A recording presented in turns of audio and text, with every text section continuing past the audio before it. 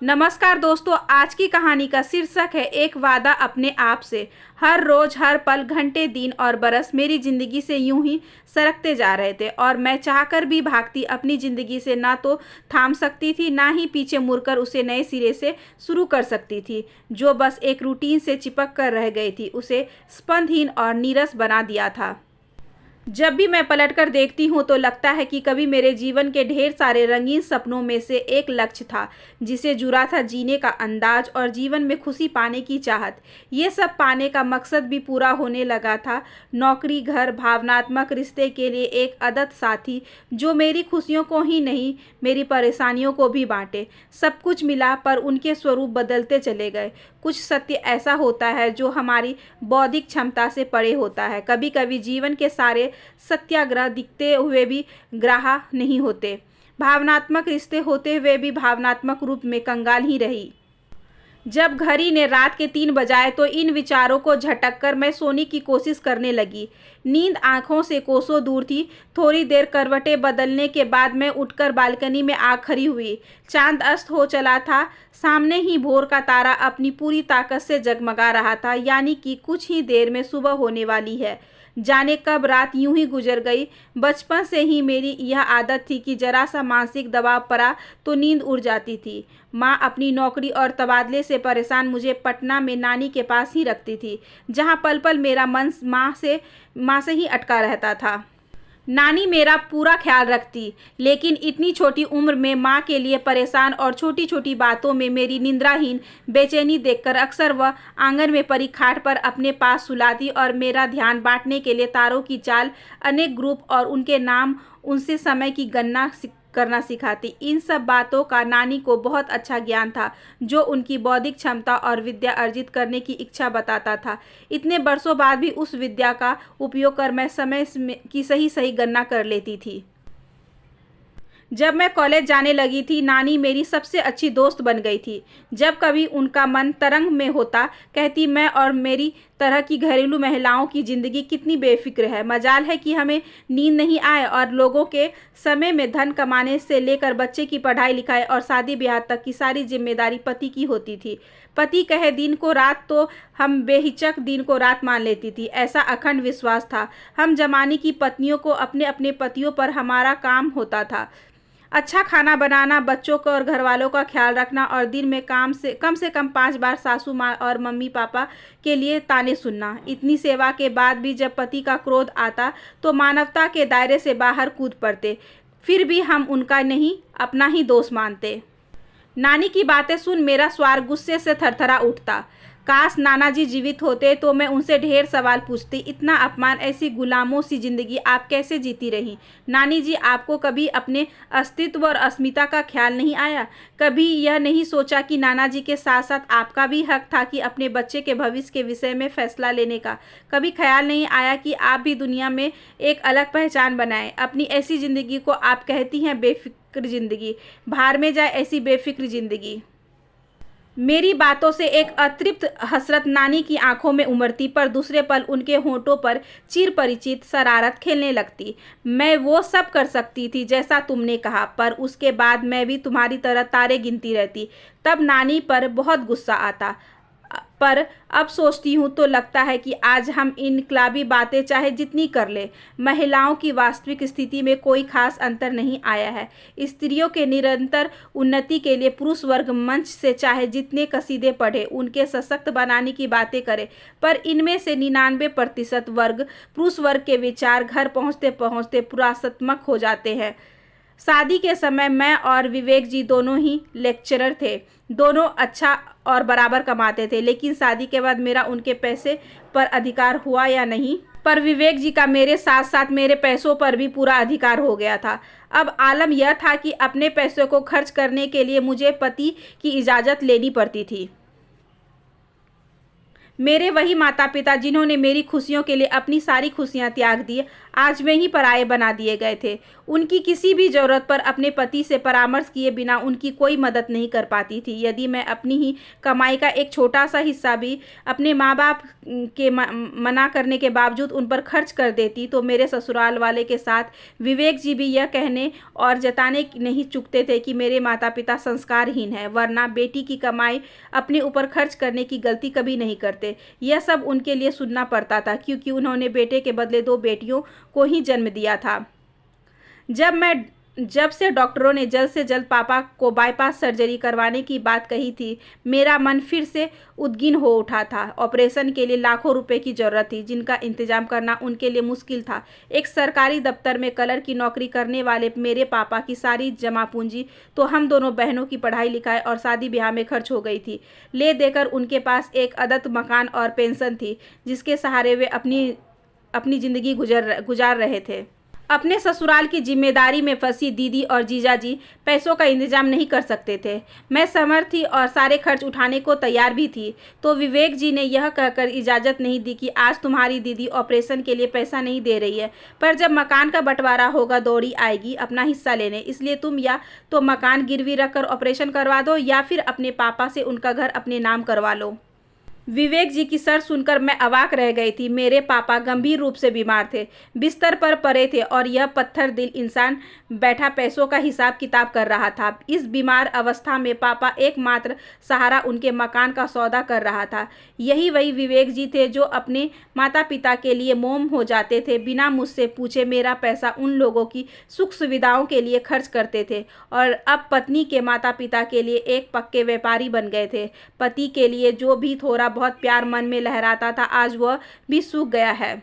तभी चिड़ियों की कलरव ने मुझे यादों से वापस खींच लाया था। मैं यूं ही सीढ़ियां चढ़ती छत पर आ गई थी। दिन के उजास फैलने के साथ ही रात के रहस्यमयी और डरावने अंधेरों का अंत हो रहा था। ठंडी हवा के झोंके के साथ रात भर के तनाव और कलेश से मन में राहत मिलने लगी थी। अचानक मेरी नज़रें सामने वाले खिड़की पर अटक कर रह गई थी। नंदिनी दी के पति दुष्यंत कुमार उन्हें बेहताश तमाचे मार रहे थे। किसी तरह नंदिनी दी अपने मुंह को दबाए आवाज़ बाहर जाने से रोक रही थी। तमाचा रुका तो दुष्यंत जी की गुजराती आवाज़ मेरे कानों से टकराई। भले ही तुम्हारे भाई IIT की प्रतियोगिता परीक्षा पास कर गया है, फिर भी उसका एडमिशन करवाने की बात भूल जाओ। अब तक उस पर लाखों रुपए खर्च कर चुकी हो, अब और नहीं। ठीक से पढ़ेगा तो कहीं किसी दफ्तर में क्लर्की की नौकरी तो मिल ही जाएगी, आगे उसकी किस्मत। इतना कुछ सहने के बाद भी नंदिनी दी उन्हें शादी के समय किए गए वादे की याद दिलवा रही थी। मुझे भी पता था। मातृ पितृ विहीना नंदिनी दी ने दुष्यंत जी से इसी शर्त पर शादी की थी कि वे अपनी कमाई से अपने माता पिता की एकमात्र जिम्मेदारी अपने भाई को पढ़ा लिखाकर अपने पैरों पर खड़ा करेंगी। वह भी मेरे ही कॉलेज में बॉटनी पढ़ाती थी। अपने भाई मयंक को वे बहुत प्यार करती थी, उसकी पढ़ाई का पूरा ख्याल रखती थी। शादी के बाद कुछ दिनों तक सब कुछ ठीक ठाक चला, पर धीरे धीरे मयंक दुष्यंत जी के लिए बोझ बनकर रह गया, जिसे वह जल्द से जल्द बिना पैसे खर्च किए रफा दफा करना चाहते थे। आज भले ही महिलाएं ऊंचे पदों पर पदासीन अपने कामों से समाज को नया आयाम दे रही है, अपने शक्ति और अधिकार को भी समझने लगी है, फिर भी उनमें से 1% भी पढ़ी लिखी वर्किंग महिलाएं ऐसी नहीं हैं जो तरह तरह के ताने उलाने और प्रताड़ना का शिकार होकर भी यह दमखम रखती है कि अपने पति के अत्याचारों के खिलाफ लड़े या पुलिस में शिकायत दर्ज करवाए। शिकायत करे भी तो कैसे करे? संस्कारों के नाम पर पति को पूजनीय मानने की घुट्टी जो पिलाई जाती है। मैं और नंदिनी दी भी तो उसी समाज का एक हिस्सा थी।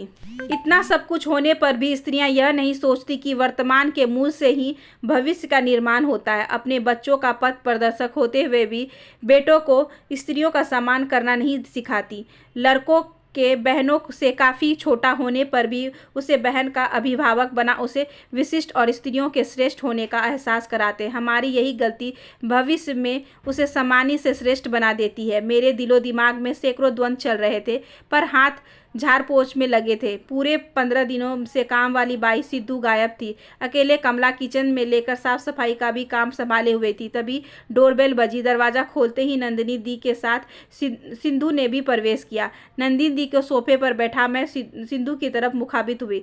तुम भी हद करती हो सिंधु, पूरे 15 दिनों से गायब हो, ना कुछ कहकर गई ना कोई खबर भेजी। तुम थी कहाँ इतनों दिनों से? क्या बताऊं बीबी जी, मौका ही नहीं मिला बताने का। आजकल तो घर परिवार में सबकी अपनी गति होती है। गांव में माँ की तबीयत खराब हो गई थी। सूचना मिलते ही दौड़ी गई। 3 बच्चों के होते हुए भी मेरी माँ अकेली बुखार में तड़प रही थी। एक गिलास पानी देने वाला कोई नहीं था। दोनों भाई दूर देश जा बसे हैं, एक नेपाल में तो दूसरा मुंबई में। खबर भेजने पर भी दोनों में से कोई नहीं आया, न कुछ रुपए भेजे। मैं पास थी तो कैसे छोड़ देती। बेटी हुई तो क्या, माँ के प्रति फर्ज तो बराबर है। लोगों से मदद ले डॉक्टर को दिखाया। माँ ठीक तो हो गई पर बहुत कमज़ोर थी। आगे के देखभाल का काम पैसा देकर गांव की ही एक भाभी को सौंप आई हूँ। जब लौटकर आई तो हाल समाचार पूछने के बदले मेरे पति ने अपना तांडव शुरू कर दिया। उसका कहना था कि माँ का घर तो भाई लोग, फिर तू क्यों पैसे खर्च कर आई। आप ही बोलिए बीबी जी, पैसे के लिए कोई संतान कैसे इतना गिर सकती है कि बीमार माँ की सेवा का भी हिसाब किताब करे। अपने पैसे पति और बच्चों पर तो खर्च करूं और उस माँ को छोड़ दूं जिसके कारण दुनिया में मेरा अस्तित्व है। उसकी माँ की सेवा करना मेरा फर्ज है।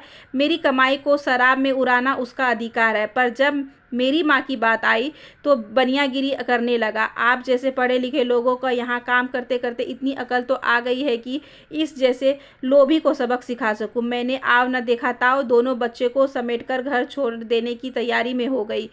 सोने के अंडे देने वाली मुर्गी को भला कौन हलाल करता है। बल प्रयोग कर रोकने के लिए जूते उतारे तो मैंने भी झाड़ू उठा लिया। मेरे तेवर से हैरान परेशान मेरा पति खुशामद पर उतर आया। सारी नौटंकी के बाद में उसे मेरी बात माननी ही पड़ी। यह मेरे साहस की जीत थी। मैं हंसकर बोली, अब अपना प्रवचन बंद कर और जाकर काम संभाल। कभी कभी हम कई दिनों तक दो राहे पर खड़े हो जाते हैं पर कोई फैसला नहीं ले पाते, लेकिन एक छोटी सी घटना मन में ठहराव ला देती है। मन में छाई धुंध मिनटों में साफ हो जाती है और आगे का रास्ता साफ दिखाई देने लगता है। नंदिनी दी, मैं आपके मन की बात अच्छी तरह समझ रही हूँ कि आप मुझसे क्या कहने आई थी, पर निश्चिंत रहें, मैं कोई भी देखी सुनी बातें जल्दी दूसरे से शेयर नहीं करती। फिर भी आप जरा सोचिए, ऐसे पतियों को हम सामाजिक रुसवाइयों से बचाकर अपराध नहीं कर रहे हैं। मैं पिछले 2 दिनों से ऐसी ही कशमकश से गुजर रही हूँ। यदि हमारी जैसी पढ़ी लिखी और कामकाजी महिलाएं भी ऐसी वर्जनाओं के सामने घुटने टेक देंगी तो बाकी की महिलाओं का क्या होगा। हमसे अच्छी तो सिंधु जैसी महिलाएं हैं जिन्होंने झूठे मान सम्मान के तिलांजलि दे अपने समय के साथ न केवल खुद को बदला बल्कि पति की गलत बातों का साहसपूर्वक विरोध भी किया। इनमें इतनी जागरूकता तो आ गई है कि सामाजिक नीतियों को इतना संकीर्ण नहीं होने देती कि उनका दम घुट जाए। वही हम लोग पढ़े लिखे सुसंस्कृत कहे जाने वाले लोग अपनी सामाजिक प्रतिष्ठा मान सम्मान बचाने के नाम पर हैरान परेशान, अपनी नींद अपनी स्वास्थ्य सब खोकर टूट कर बिखरने के कगार पर आ जाते हैं। अब समय आ गया है कि बेटा और बेटी के बीच समाज द्वारा खींची गई रस्मों रिवाज और मान्यताओं को तोड़कर अधिकार के साथ साथ जिम्मेदारियों से भी बराबरी का हिस्सा निभाए। उस दिन हम दोनों एक दृढ़ निश्चय के साथ एक दूसरे से अलग हुए। दूसरे दिन कॉलेज गई तो नंदिनी दी पूरे 1 हफ्ते की छुट्टी का आवेदन देने आई थी। मुझे देखते ही बोली, कानपुर जा रही हूँ अपने भाई प्रशांत की IIT में दाखिला करवाने।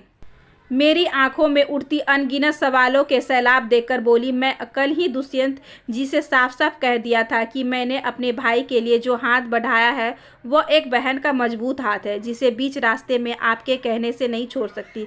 इसके लिए चाहे मुझे यह घर, आपको और बच्चे को भी छोड़ना क्यों ना पड़े। एक बात की और चेतावनी देना चाहूँगी कि आगे से आपने अगर मुझ पर हाथ उठाया या झगड़ा किया तो पुलिस में शिकायत दर्ज करवा दूंगी। दूसरे दिन मैं भी पापा के ऑपरेशन के लिए हॉस्पिटल में पैसे जमा करवा ही रही थी कि वह भी बिना घर का सौदा किए। जाहिर सी बात थी कि मैंने भी नंदिनी दी की यह फार्मूला अप्लाई किया था। साथ ही अपने आप से एक वादा भी किया था कि अब यह बिटिया कभी चुप रहकर अन्याय नहीं सहेगी। अपनी इमेज को बेदाग रखने के लिए पति भी मेरे साथ थे। आशा करती हूँ कि आज की ये छोटी सी कहानी आपको अच्छी लगी होगी। अगर अच्छी लगी हो तो please like share and subscribe करें हमारे चैनल को, ज़्यादा से ज़्यादा शेयर करें और बेल आइकन को ज़रूर प्रेस कर लें ताकि अगली वीडियोस की नोटिफिकेशन आपके पास सबसे पहले पहुँचे। धन्यवाद।